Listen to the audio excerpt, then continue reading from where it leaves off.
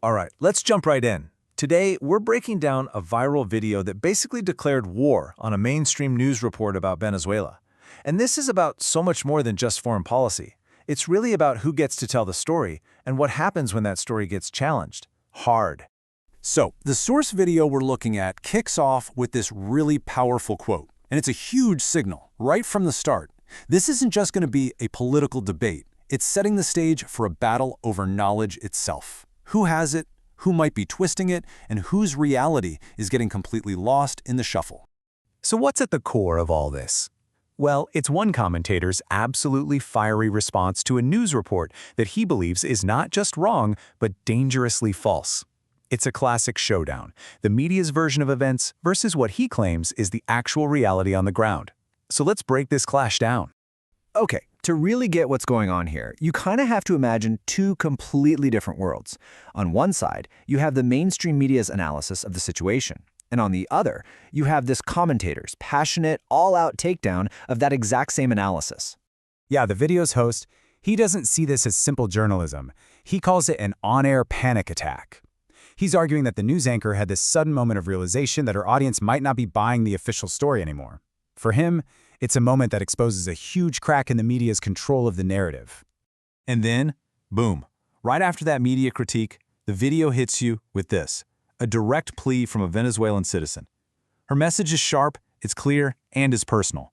She's saying, look, your personal politics, your hatred for one leader, should never ever lead you to defend a regime that has destroyed my country. So, what was it in that news report that triggered such a massive response? Well, the original segment was really built around one central theme, a deep, deep suspicion about why the U.S. was suddenly getting involved in Venezuela. This was the big question.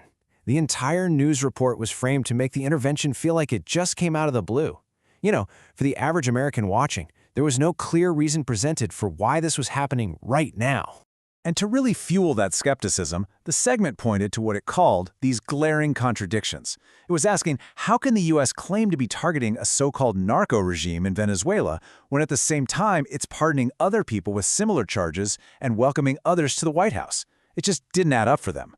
So, in response to all that, the video's creator doesn't just disagree, he launches a direct, point-by-point counterattack on pretty much every single claim that was made in that news report. The first shot fired in this rebuttal is all about the timeline.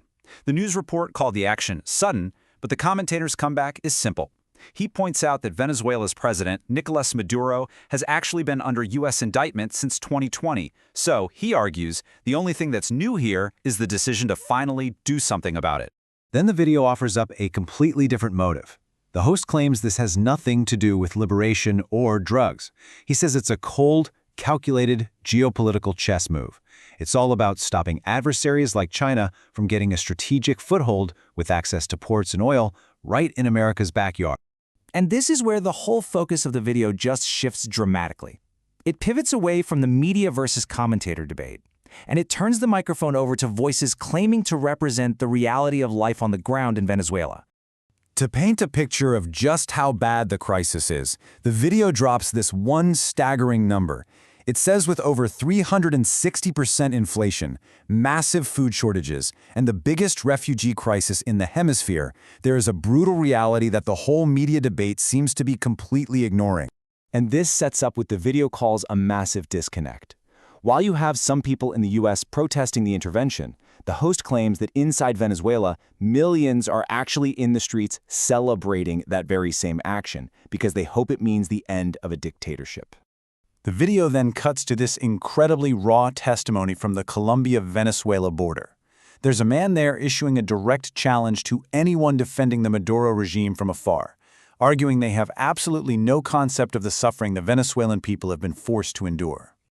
His challenge then gets even more pointed and even more visual. He literally draws a line in the sand at the border, daring social media advocates to cross it and see for themselves what happens. His point is clear. There is a world of difference between a political theory and a lived nightmare. This raw, personal testimony, it really becomes the launching pad for the video's main target. It's a full-throated critique of what it repeatedly calls a disconnected, white progressive liberal ideology. So the core accusation here is that this ideology is basically born of privilege and ignorance. The argument goes that its followers are just typing safely from their keyboards. They've never lived under a dictatorship, they don't truly understand narco-terrorism, and they're quick to just blame everything on US sanctions because they've never actually had to survive the crisis themselves. And so, this entire debate, this whole firestorm, it all boils down to this one unavoidable question. When the slick, polished narratives we see in the media collide with the raw, messy, lived experiences of people on the ground, which story actually ends up getting told? And maybe more importantly, which one is the truth?